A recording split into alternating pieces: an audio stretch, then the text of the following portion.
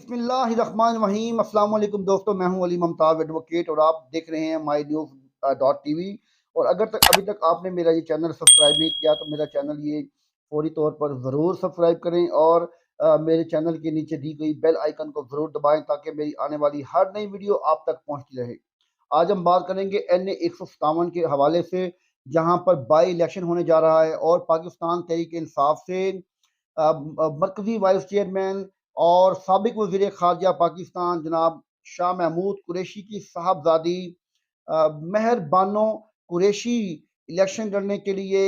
पाकिस्तान तहरीक इंसाफ का टिकट लेकर मैदान में उतरी हैं और उनके मद्दे मुकाबिल हैं अली मूसा गिलानी,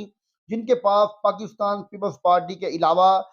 मुस्लिम लीग नून की भी हमायत हासिल है और इसके अलावा PDM की तमाम जमातों की हमायत उनको हासिल है। वहाँ पर जो सूरत हाल थी वो चंद दिन पहले तक इस तरह से थी कि वहाँ से साबिक MNA मुस्लिम लीग नून के टिकट होल्डर मलिक गफार डोगर जो हैं वो इलेक्शन लड़ने की जो है प्लानिंग कर रहे थे और वो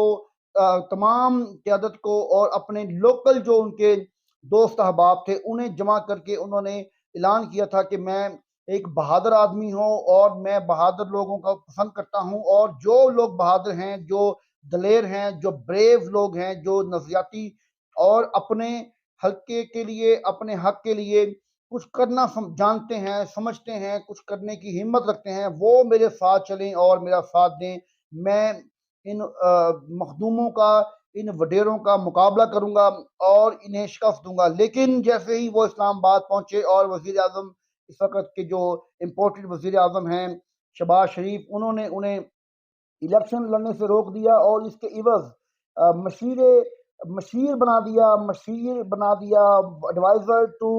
प्राइम मिनिस्टर बना दिया, वजीर आजम का मशीर लगा दिया और नोटिफिकेशन जारी कर दिया। और अब इस तरह से इनके पास स्टेट मिनिस्टर का दर्जा है और आप इस वक्त मशीर बन चुके हैं। मलिक गफार डोगर साहब, इन्होंने अपनी तमाम तर सियासत को एक तरफ रख के मशीर बनने को तरजीह दी और इस वक्त मलिक गफार डोगर साहब जो हैं वो मशीर बन चुके हैं वजीर आजम पाकिस्तान के। और उन्होंने नीचे इलेक्शन में अली मूसा गिलानी की हमायत करने का ऐलान किया है, जबकि उनके पास इस वक्त पोर्टफोलियो है मशीर वजीर आजम पाकिस्तान का। तो वो इस तरह से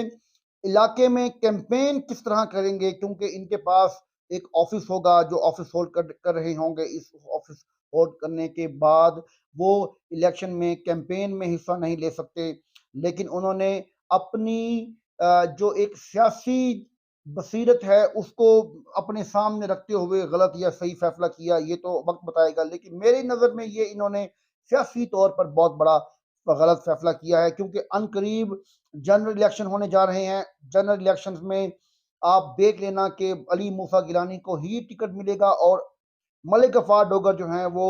देखते रह जाएंगे, इन्हें कुछ भी इनके हाथ में नहीं आएगा। ये जो चंद दिनों की ये मशीरी है या चंद दिनों की ये एडवाइजरी है, ये चंद दिनों में ही खत्म हो जाएगी, लेकिन इनका हल्का इनके हाथ से निकल जाएगा। क्योंकि 2012 के इलेक्शन में मखदूम शाह महमूद कुरैशी साहब ने जब पीपल्स पार्टी से रिजाइन करके इलेक्शन PTI के कहने पर इलेक्शन से बाइकाट किया, तो उसके बाद उन्हें बड़ी दुश्वारी हुई। उनका तमाम ग्रुप जो था वो उनसे अलग हो गया और वो दोबारा ग्रुप बनाने में, दोबारा लोगों को अपने साथ मिलाने में कामयाब ना हो सके, बल्कि 2013 का इलेक्शन भी वो हार गए। उसके बाद उन्हें एक तवील स्ट्रगल करनी पड़ी, तवील मेहनत करनी पड़ी और उसके बाद कहीं जाकर वो 2018 में अपने बेटे को MNA मुंतखब कराने में कामयाब हुए। इसीलिए उन्होंने इस वक्त तमाम PTI के मेंबरान ने कौमी असम्बली से इस्तीफे तो दे दिए हैं, लेकिन उन्होंने इसके बावजूद कि वो MNA बनकर असम्बली में नहीं जाएंगे, लेकिन उन्होंने इस हल्के से अपनी बेटी को इलेक्शन के लिए उतारा और ये हल्का खाली नहीं छोड़ा, ना ही इस हल्के से किसी और को मौका दिया, क्योंकि ये हल्का जो है वो उनका आबाई हल्का है। वो चाहते हैं कि मैं इस हल्के से खुद इलेक्शन लड़ूं या मेरे घर का कोई फर्द इलेक्शन लड़े। इस तरह से उनका जो ग्रुप है वो उनसे अलग नहीं होगा, डिस्पर्स नहीं होगा किसी तरह से। उन्हें कोई सियासी तौर पर या उनके बेटे जैन कुरैशी को सियासी तौर पर कोई परेशानी नहीं होगी, क्योंकि जैन कुरैशी ने यहाँ से इस्तीफा देकर पीपी 217 से एमपीए का इलेक्शन लड़ा और वो 9 मुंतखब एमपी हैं और इस वक़्त मेंबर सूबाई असेंबली हैं। उन्हें मिनिस्टर बनाने की चंद दिन पहले तक खबरें मार्केट में फैल रही थी, लेकिन उन्होंने क्योंकि अपनी बहन मेहर बानो कुरैशी साहिबा का इलेक्शन लड़ना है, कैंपेन करनी है, इसलिए वो अगर वज़ीर होते तो वो कैंपेन ना कर सकते। उन्होंने वज़ारत ना ली, बल्कि इस वक़्त वो अपनी बहन मेहर बानो कुरैशी की कैंपेन कर रहे हैं और उनके वालिद शाह महमूद कुरैशी भी अपनी बेटी की कैंपेन कर रहे हैं। इस वक़्त सूरत हाल ये बनती जा रही है कि नून लीग का वोटर मेरी नज़र में 80 70% ऐसा वोटर होगा जो पीपल्स पार्टी के निशान तीर पर मोहर नहीं लगाएगा, बल्कि वो घर बैठा रहेगा। और जो मकबूलियत है पीपल्स पार्टी की, वो पहले से बहुत ज़्यादा कम हुई है, डाउन हुई है। आसिफ अली जरदारी की मनफी सियासत,